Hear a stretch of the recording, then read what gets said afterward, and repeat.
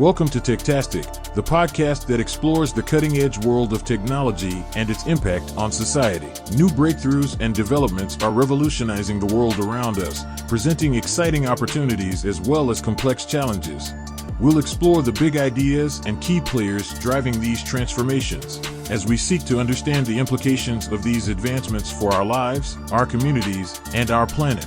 Join us on this journey of discovery and exploration as we navigate the fascinating and ever-evolving world of technology. This is Techtastic. On this episode of Techtastic, we have Jordan Wilson of Everyday AI Podcast and the Accelerant Agency. Jordan Wilson, welcome to It's Techtastic. It's lovely to have you here. Fantastic. I'm so excited to be on and talk all things tech, entrepreneurship, AI. Let's do it all. I'm ready. Everything. All right. We're going to cover everything. We're going to boil the ocean here. You have a podcast called the Everyday AI Podcast. Being focused on AI right now, brilliant. Everything AI all the time. That seems to be the topic of every conversation I have. But if you were to pick out one thing right now that excites you, that you wanted to focus in on, what would that be? ChatGPT plugins. I can't get enough, whether people are, new entrepreneurs or they're seasoned tech geeks. I think there's something for everyone in the ChatGPT plugin space. Wow. Okay. So is there like a favorite one that you would point to people to if they wanted to understand what is a ChatGPT plugin? How can I take advantage of these things? Yeah. Well, I've never necessarily tell people to use one plugin because, ChatGPT, if you are a Plus subscriber and you have access to plugins, any chat you use can have up to 3 plugins. So I always tell people if you're going to use one plugin, you might as well throw 2 more in there because you never know how your needs might change. But I'd say by far a couple of my favorites, YouTube summaries by Adify. I love being able to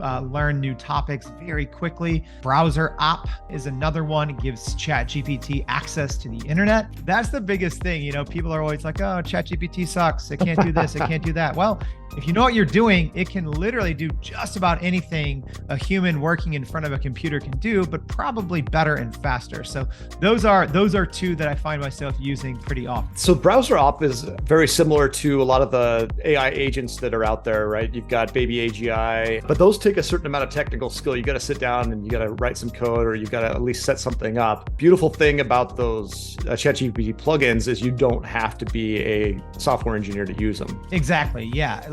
So a little different than your Auto GPT or Baby GPT, but yeah, Browser Op is just a plugin, a simple plugin that works inside any new chat with plugins enabled. The reason I like it is I looked at every single web-enabled plugin in the ChatGPT repository, which I think last count there's 1,000 plus. Yeah, there's 18 different ones at the time that you can connect to the internet to. So I literally put every single one through the test to look at kind of the 4 or 5 main functions that you might want out of a web-enabled plugin. Yeah, super dorky, I know. Browser Op was one of 2 that kind of checked off at least 4 or 5 categories. So one of the things that gets asked of me a lot regarding AI is dystopian or utopian future that this thing can empower, which is it's making it a little bit more grand than what's really possible, right? But some parts are true. You can today start a enterprise on your own with nobody else involved in it if you know what you're doing with some of these tools. You can have somebody writing marketing copy, you can in the form of a Browser Op or an agent. You can have, pick your topic, right? Like almost all the jobs that need to be done when you're first starting something out, you can find a tool for. I get asked all the time though, like, isn't that terrifying? Isn't that effectively destroying the entrepreneurial journey? Isn't it making it so easy that anybody can do it? And isn't that the problem? And I'm like, absolutely not, right? Like this is the most empowering thing that's ever occurred. When I first got into technology, I didn't learn how to code because I'm a turbo nerd. I am a turbo nerd, but I learned how to code so I could start my first company. That's where all the opportunity was. But now you don't have to know how to code. Like if you're gonna build a technology company, you don't need to know how to do it. So the wizards of the past, the technology geeks that were able to go out and create wealth from nothing, you don't have to be that anymore. But you do have to know how to use some of these tools. What I'm trying to get you to here is are there good resources if I want to go out and I want to become an entrepreneur and I want to use these tools to solve these kinds of problems for myself? What are some good resources besides the plugins? This might be a cop-out, but I feel that people are always looking, not necessarily, not saying, resources are shortcut, but something that I always liken working with AI to is learning to use a browser. People are always like, hey, what's some great resources? Where do I start? Do you have prompts? This, that. It's like, no, sign up for an account, right? Sign up for an account if you don't already have even a free account in ChatGPT, or if you're not using Google Bard or Microsoft Bing Chat or Anthropic Cloud, get an account. All of them have free options and start to use them. That's the biggest thing, because I think people in their minds, they always want to do hours of research or do all these tutorials or try all these prompts first. No, sign up for an account. Go in and start using it, because it's a skill that you have to build, whether you're using a large language model or, AI image generator like, Midjourney, Stable Diffusion, DALL-E, or, video programs, like a Runway. They're all skills. So are there good resources? Like, absolutely. But I think resources actually just overwhelm people, because there's great, just incredibly in-depth resources. But I think if you're new, or if you're just trying to really carve out your path and how you can use generative AI to grow your startup, to grow your business, I think resources are actually overwhelming. And it's better to just go in there and learn yourself. That was such great advice. You actually just reminded me of a conversation I had with somebody on my team. They have the analysis paralysis problem that comes up a lot, especially in technical people, that they'll tend to like, well, what if? I'm like, stop designing, go do. You're going to learn more by figuring out what works and what doesn't that you're capable of right now than you ever will by sitting here and thinking about it. And there was I can't remember where the heck I got it from, but it was like a little pin that I have, a little enamel pin, and it says, don't ask me what I think, ask me what I've done, or something like that. And I loved that, because that's how I approach learning. There are people that have to have like a set of instructions and they kind of diffuse from that. But right now the opportunity is in getting out there and figuring out how to use these tools, what they're useful for, what other things are available. And like you said, it's a skill. It takes the 10,000 hours to become an expert in anything. And this in particular, this one expertise allows you to become the expert at almost everything. To your point, using the generative AI, like the image generators, you can build logos for your company if that's what you need. You can design websites and have them built. You can write marketing copy. Like, you can become all these things if you master this one skill, which is using these tools to help you solve problems for yourself. But go out and try it. Go out and do it. There's a whole bunch of them too. It's not just ChatGPT and the ones that you listed. I'm really fond of HeyPi and Claude. Both of those have been very useful for me for different things. HeyPi has been great when I'm trying to write like an empathetic copy piece that I need to like capture somebody's attention and give it an emotional bent. And then Claude will become almost my default go-to when I'm trying to do a bunch of other things. No, yeah, I talk so much ChatGPT and I use it so much that it's actually hard for me. I know I also have to break out of that habit, because, I'll go into Pi, from Inflection, or I'll go into, Cloud from Anthropic. I feel so limited. Again, I always have to remind myself, just like I told you, it's like, these are still skills that I have to build, even if I feel that, other tools are greatly inferior. That's just my take, but it's still like, I still have to learn how to ride that bike. I think at least for the major ones, I think you still have to go in there and you have to be able to speak that language. It's an interesting time too. I'm thinking about this in relationship to as we were talking about this, learning how to use Google when it came out. If you became a power user of it, search engine optimization became something that was like, oh, it's kind of self-evident. I know how search works. I know how to use it to do things. I can then optimize my own content for it. And this is a similar thing. Like, we're all beginners on using these tools. And the only thing that you can do to become an expert is just be using them more than everybody else earlier. And we're all such early adopters, if we're already involved in this, that we're all kind of the experts without having that 10,000 hours yet. We're all figuring it out together, right? Which is why I think the question always gets asked of me, where are some good resources? Because they're looking for that cheat sheet from somebody like you, Jordan, who's already gone in and put in the hours and figured a couple tricks out. But to your point, good luck. It's going to take you equally as long to consume all the garbage that's been produced out there by people that are like maybe only an hour ahead of you on their own experience, that you might as well just jump in and start using them. Yeah, absolutely. And I think, you bring up a good point when you say the word garbage, because there's so much bad information out there. Like, if I'm being honest, that's one of the reasons I even started Everyday AI, because we had been using GPT since it came out, in late 2020. So then when ChatGPT came out, first of all, when I used it, I'm like, this isn't very good because it wasn't compared to other companies that had been fine tuning off of GPT-3 for years, your copy AIs and your, Jarvis, now called Jasper. I've used probably 150 GPT essentially wrappers or GPT writers. So when it came out, I saw so much bad, just terrible information from people saying, oh, here's how to use, GPT or ChatGPT. And it's like, no, that's terrible advice. So many people that were sharing advice, kind of like what you said. It's like, oh, you're one hour ahead of someone else. Doesn't mean you should be telling people how to use it. Funny you bring that up because there's so much garbage out there, which is why I started Everyday AI, which is just like, I'm just going to help people every day, not charge them anything and bring on experts, because there are experts out there who are just focusing on one small piece. So it's like, let's create discussion and just all learn it together, because everyone's still learning. And it's hard for some people to hear that, I think, because they do want that cheat sheet. They want a step-by-step guide.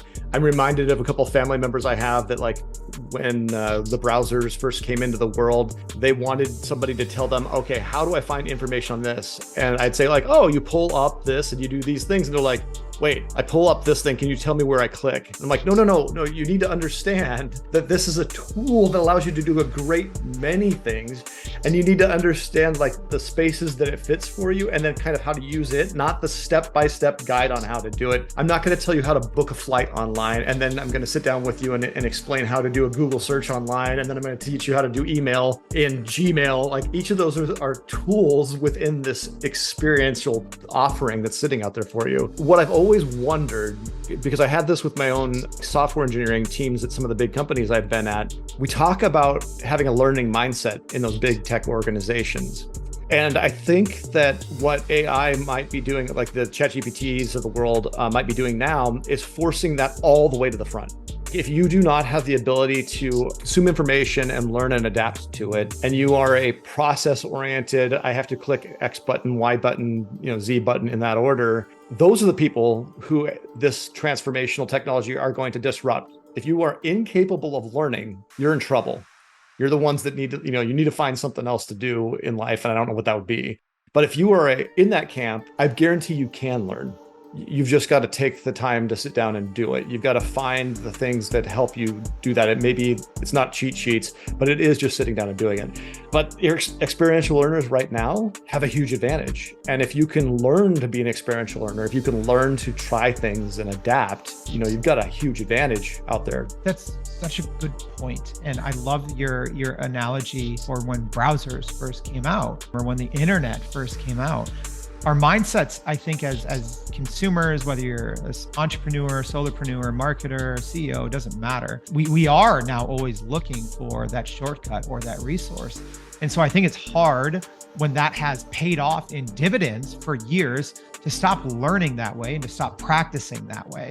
Again, to go on a small, short mini rant, I swear this will be kind of short, but it's like, people who are sharing prompts, right? And people share prompts right now online because it goes viral. You get hundreds of thousands of impressions and you're making money because you're sharing prompts. It is so terrible for the generative AI industry for people to just be sharing prompts. I actually had someone DM me and they're like, hey, I've been spending hours every week copying and pasting a very, prominent AI influencers prompts. And it's like, he took we do a free course, once or twice a week. He's like, I took your course. And he's like, why have I been wasting so much of my time? It's like, if you're learning a browser and someone gives you an Excel sheet with, 50,000 bookmarks and they say, here's how to use the internet. That's not how it works. That's not how large language models work. You don't learn or become proficient in generative AI by copying and pasting what other people do, because it is a process that you have to learn. I've struggled with having that conversation with people where they want to know the cheats, they want to get through it, and trying to pull them back and saying it's not going to help you. You're going to get stuck. What happens with the prompt I just gave you doesn't give you what you want? How are you going to adapt it? The trick of this technology is that it's learning too. Even though you came up with a prompt that works today, it probably won't work in a year, not in the way that you expect it to. It might give you this very specific outcome now, but in a year, who knows? Because it's adapting too. Exactly. Yep. Jordan, well, we've actually talked about the one thing that I think everybody should know, which is just go do it. The Nike motto, just do it. I don't know if that's still their motto, but I think that's actually kind of the right motto here, though, is just do it right now. While you're listening to this podcast, yes. Please, right? Go jump on, go to ChatGPT, go to any of the, heypi.com, any of them, and sit down and start using it and learn on your own how this thing works and how, what gives you the outcomes you want. There's no other way to figure it out. But if you were to leave the audience with one final thought that sums up, whether it's your agency or your podcast or what you want people to do, what would it be? Yeah, check us out. Sure. Go to youreverydayai.com. Free daily newsletter, which is, I think, great, a podcast, a live stream where people can learn along. But I'd say outside of that, if you're listening to this and you haven't just started to learn and use generative AI, you should probably get going. I tell people there was this, big generative AI boom. Even though AI's been around for literally decades, ChatGPT was this big splash that put generative AI on everyone's radar. We went from never talking about generative AI to talking about it like myself every day. If you thought that was big, wait until something like Microsoft Copilot comes out. Yeah. And you have generative AI baked into your operating system, and you see that at an enterprise level. So if you still haven't made generative AI part of your day-to-day, you should start now, because it's hard to keep up. Just wait until you have generative AI in your operating system. And those people that have been putting in the reps for months or a year plus, when they can take advantage of a tool potentially that powerful, yeah, it's going to be absolutely wild. That's great advice. Every day, your competitors are out there and they're starting to use these tools, and it's giving them an advantage. And this is not a logarithmic growth. This is exponential. Every day that I automate something using these tools, or I implement these tools in a way, it means that tomorrow I can do more, and the next day I can do more again. And so you are every day you become infinitely further behind your competition that is doing this. You need to start now. There is no delay. Get out of this damn meeting with me, get on your machine and go. You have no choice. Same advice to you, listeners. Get out there and start using it and learn. Even though I say that, we are still the vanguard. We are the front of this movement. The vast majority of the 8 billion people on Earth haven't started using these tools yet, but they will, and they'll be ubiquitous and part of your everyday, everywhere life. Jordan, absolute pleasure having you on the show. I listen to your show, and I believe I have your newsletter. I really hope I do, because I see you on LinkedIn all the time, and things pop up there, and I tend to read it all. So I'm pretty sure I'm a subscriber. Yeah, that's good. Yeah, I tend to now pop up on a lot of people's feed just talking about AI. So if you don't like AI, I'm sorry if you're connected to me, because it's all I talk about now. But yeah, the newsletter is great. We literally put hours and hours and hours of work into the newsletter every day. It's such a good resource, I think, for people to learn AI without having to spend 20, 30 hours a week. And that's a wrap for this episode of Techtastic. I want to thank you personally for joining us, and we'll see you next time. Until then, keep exploring and stay curious.